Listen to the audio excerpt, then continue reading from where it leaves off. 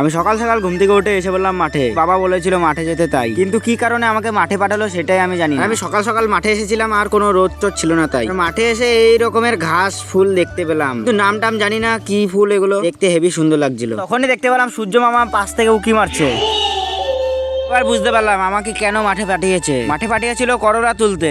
আমি কিছুদিন আগে যে দেখিয়েছিলাম আমি করলা মাঠে জল দিতে এসেছি, এইটা হলো সেই করলা মাঠ। আর পাশে দেখতে পাচ্ছ এই যে বাদাম মাঠ রয়েছে, আর ওইদিকে ভেন্ডি মাঠে ভেন্ডি তুলছে দুজন মিলে। এমন ভিউ দেখার জন্য শুধু আমাদের গ্রামে আসতে হবে। বাবা আর মা মিলে করলা তুলছিল আর আমি এখানে কিছু খাবার খাচ্ছিলাম। লোভ লাগিয়ে দিও না, আমার পেট ব্যথা করবে। তারপরে এইসব খেয়েটে আমি ঢুকে পড়লাম মাচার নিচে। ভিতর থেকে তো দেখতে পাচ্ছ কত সুন্দর লাগছে মাচাটার নিচে। করলাগুলো দেখা যাচ্ছে কিন্তু কম রয়েছে করলা। এইভাবে করলাগুলো তুলছিলাম। আমাদের বাড়িতে আসলে তোমরা এরকম করলা মরলা তুলতে পারবে। অনেকক্ষণ তোলার পর আমার এক বালতি করলা পূর্ণ হলো। পরে এই করলাগুলো আমি বস্তাতে ঢেলে দিলাম। আচ্ছা, আমি কিভাবে ভিডিওটা করেছিলাম, বস্তার ভিতরে ফোনটা রেখে তারপর ভিডিওটা করেছিলাম। আর এই করলাগুলোর জন্য আমাকেও দেখা যাচ্ছিল না ভালো করে। তারপর এসে বললাম আর একটা মাঠে করলা তুলতে। আর এই মাঠটাতে একটু বেশি ছিল করলা, তো দেখতে পারছো কত বেশি ছিল।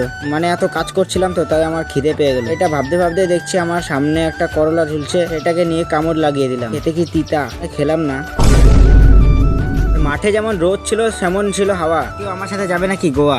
আমি মাচার ভেতরে বসে বসে এই দৃশ্যটা দেখছিলাম। আর এরকম নেচার ব্লগ দেখার জন্য চ্যানেলটাকে সাবস্ক্রাইব বা ফলো করে নাও। দেখা হচ্ছে নেক্সট মিনি ব্লগে।